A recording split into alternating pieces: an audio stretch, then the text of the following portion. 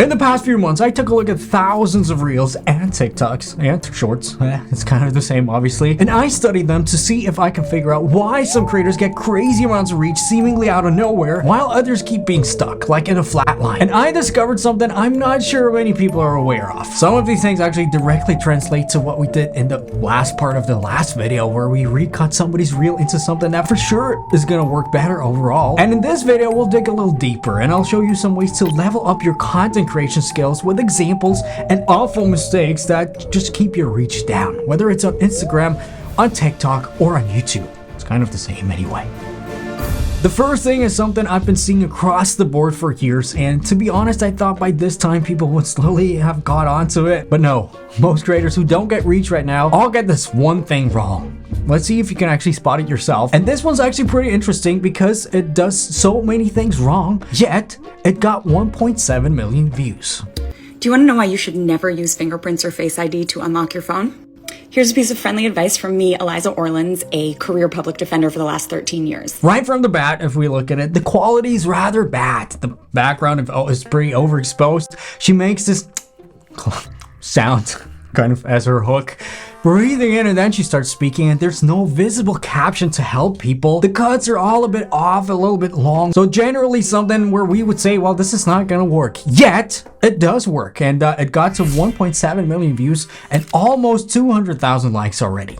Before I tell you why, here's another one from the same creator. Let me know what you can spot there. Is it a beautiful fall day? It sure is. But is it a day where the Manhattan District Attorney's Office is proud? Right, and as you can see, this one's around 900 views, 80 likes, even though the quality is slightly better. The clack is still there in the beginning, and it's more lively, to be honest. So lots of similarities, but still performing a lot worse. The answer comes all down to this sentence. Before posting any content anywhere, you should always ask yourself the following question: why should they care? Meaning your followers. What's in it for them? Because contrary to what most people think, you being a creator is not about you, it's actually about them. Them, and yeah, me in that case, if I was your viewer. And just this principle alone is so much more important than having perfect production quality and editing and all these things. As you can see with the first video, did actually pretty well. Let's dig a little deeper though. Her hook, even though it is bad and there's so many things to improve, it starts with this.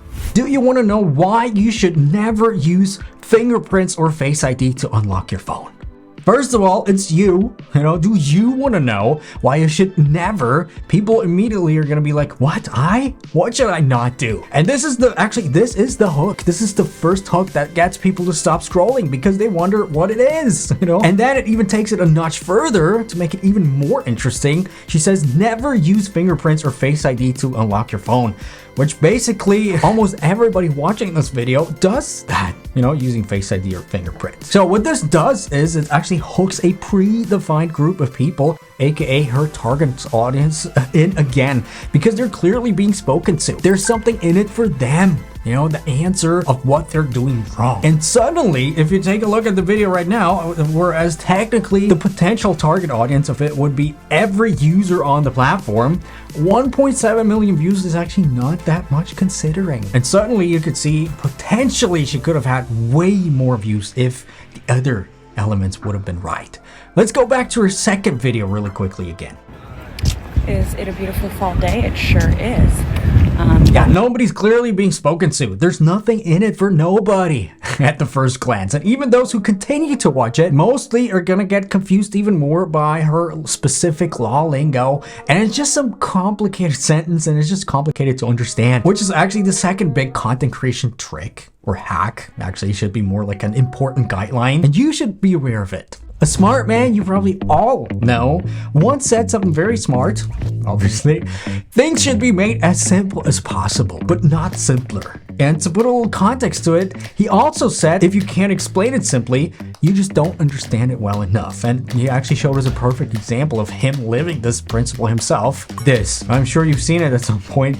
It's a very powerful formula. If you don't know what it is, I don't really understand it fully, to be honest, as well. But basically it describes a ton of important things about our world. But if you look at it, it's actually pretty simple to think about it. And that principle is basically true for all content creation as well. And let's get to the major thing right here.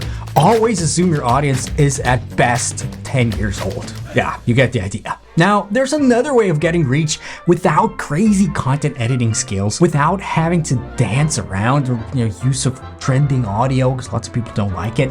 And to be honest, I believe this is getting more and more important over the next months and years. It's why actors tend to have the strongest fan base overall. And if you take a look at the real big creators, they all incorporate this in some way or form. So let me give you an example to see if you can actually spot it yourself. This video is 4 minutes long. Right now, I know on Instagram the maximum you can create right now is 90 seconds. It will get longer, I'm pretty sure. By the way, you can create a part 1, 2, 3, just as a side note, but that's not the important point right here. The video begins like this. This is a story about trusting your gut feeling. Crazy powerful sentence, right? Especially the way he just sits there and talks to the phone, basically, with a rather crappy quality, making it even more relatable in that case. And that is already the first hook. Nothing else. It paints pictures in people's minds and makes them wonder, what's the story behind this? Maybe I can learn something for my life from it. Talking about, again, what's in it for me. And then again, talking about the secondary hook, upping the stakes, if you will,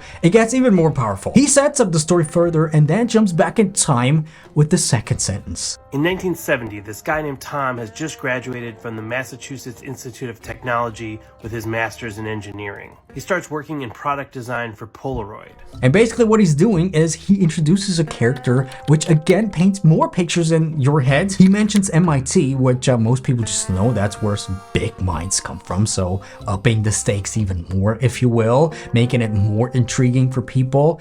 And he also overlays it with some B-roll clips. Pretty perfect, if you ask me. And I guess I don't have to talk any further. The concept being storytelling in any shape or form. Whenever you can say what you want to say in the form of a story, do it.